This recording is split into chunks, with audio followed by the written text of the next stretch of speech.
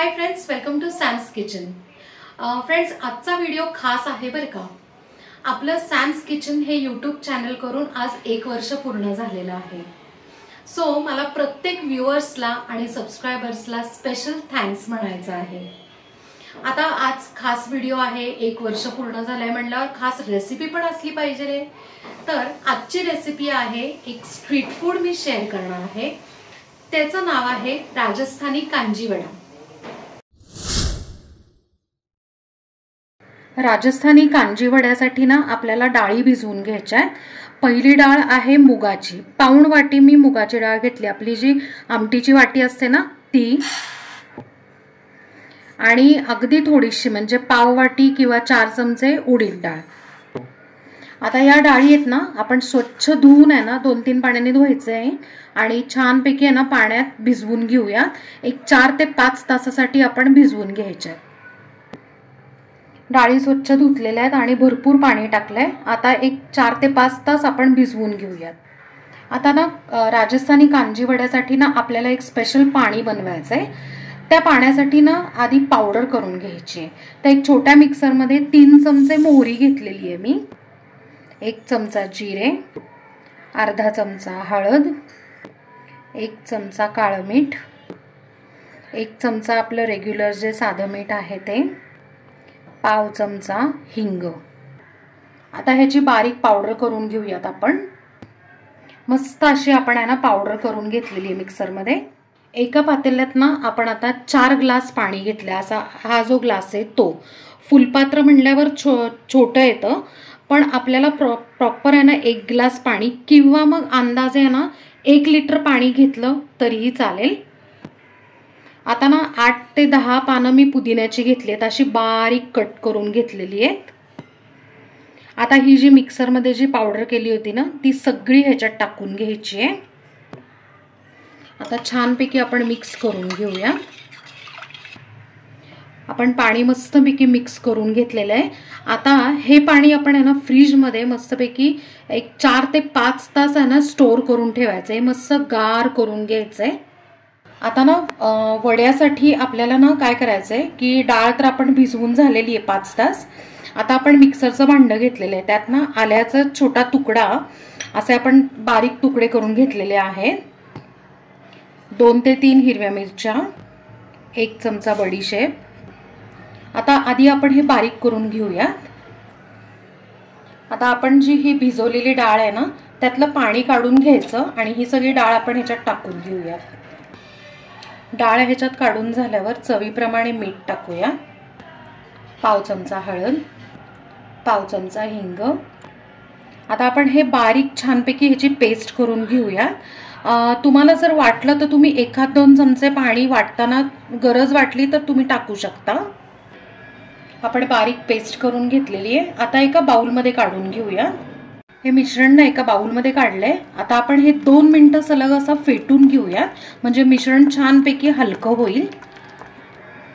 आपण मस्त आहे ना 2 मिनिटं फेटून घेतलेलं आहे आणि मिश्रण एकदम छान हलकं झालेलं आहे। आता 5 मिनिटं फक्त आहे ना याच्यावर झाकण ठेवूया, म्हणजे नॅचरल थोडंसं फर्मेंटेशन होतं, ते खूप गरजेचं आहे। 5 मिनिटं मस्त आहे ना फर्मेंट झालेलं आहे। आता आपण वडे तळायला घेऊया। मी ना बारीक गॅसवर आहे ना कढईत तेल तापवून घेतलेलं आहे। आता आपण ना जसं भजी सोडतो त्या पद्धतीनेच आहे ना हे छोटे छोटे असे वडे ह्याच्यात सोडून घ्यायचे आहेत।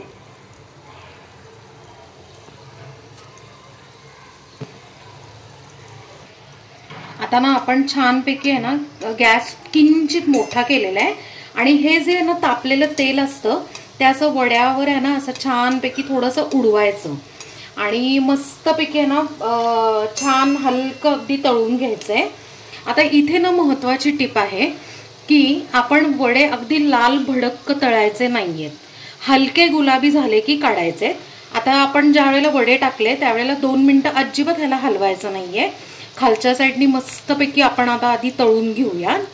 आता 2 मिनिटं झालेली आहेत आणि कडेने आपल्याला दिसतंय की हलका गुलाबी कलर यायला लागला। आता आपण काय करायचं, हे वडे ना उलटून घेऊया। आता तुम्ही बघू शकताय की हलके गुलाबी झालेले। तर अशा वेळेला आपण हे सगळे वडे काढून घ्यायचे आहेत, अशा कलरचे होऊन द्यायचे आहेत। अशा पद्धतीने आपण बाकी सगळे वडे आपण यांना तळून घेऊयात। आपण सगळे वडे तळून घेतलेले आहेत आणि आता इथे एका बाउलमध्ये ना मी कोमट पाणी करून घेतलेले आहे। तर आता हे सगळे वडे ना ह्याच्यात या पाण्यामध्ये एक 5 ते 10 मिनिटं आपल्याला भिजवायचे आहेत, जेणेकरून काय होतं की खूप छान सॉफ्ट होतात ते। आता हे 10 मिनिटं असेच आपण यांना वडे पाण्यामध्ये भिजवत ठेवूया। 10 मिनिटं झालेली आहेत आणि वडे पण अगदी आता सॉफ्ट झालेत। असे 2-2, 3-3 वडे ना हातात घ्यायचे आणि त्याचं पाणी असं दोन्ही हातांच्या मध्ये ना असं मस्तपैकी पिळून काढायचंय आणि एका प्लेटमध्ये ठेवून घेऊयात आपण। या वड्यांमधलं ना सगळं आपण पाणी काढून घेतलेलं आहे पिळून। यांनी काय होतं माहितीये का की वडे एकतर सॉफ्ट होतात पाण्यात भिजवल्यामुळे, आणि ज्या वेळेला आपण यांना वडे प्रेस करतो आणि पाणी काढतो त्यावेळेला ना एक छोटीशी अशी जागा त्याच्यात होते। म्हणजे काय होतं की आपण जे कांजी वड्याचं जे पाणी केलं होतं ना फ्रीजमध्ये ठेवलेलं आहे ते ह्याच्यामध्ये मुरतं आणि त्याचा स्वाद जो आहे त्या मसाल्याचा स्वाद तो ह्याच्यात आपल्याला लागतो। कांजी वड्याचं जे आपण पाणी फ्रीजमध्ये तयार करून ठेवलं होतं त्याचा आता इतकं सुंदर स्वाद आलेला असणार आहे, कारण त्याच्या मसाल्यामधले जे मोहरी, हळद, हिंग वगैरे जे आहे त्याचा स्वाद मस्त उतरलेला असतो आणि मुरलेला असतो। आता आपण काय करायचंय, जे पिळून घेतलेले जे वडे आहेत ते ह्याच्यात सोडून घेऊयात सगळे। आता ह्याच्यात ना मस्तपैकी आपण यांना कोथिंबीर टाकून घेऊया।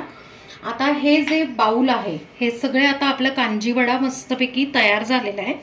आपण आता हे ना अर्धा ते 1 तास परत फ्रीजमध्ये ठेवायचं, म्हणजे पाणी आणि वडे जे आहेत एकत्र त्याचा स्वाद ना असा मस्त मुरतो। आणि ज्या वेळेला आपण जेवणार आहे किंवा मग स्नॅक्स टाईप किंवा असं संध्याकाळी तुम्हाला सर्व करायचं त्यावेळेला तुम्ही बाहेर काढलं आणि मग सर्व केलं तरी चालेल। तर फ्रेंड्स, मस्त असे Rajasthani special street food kanji वडे तयार आहेत आणि मस्तपैकी आपण ना फ्रीजमध्ये 1 तास छान गार पण करून घेतलेले आहेत।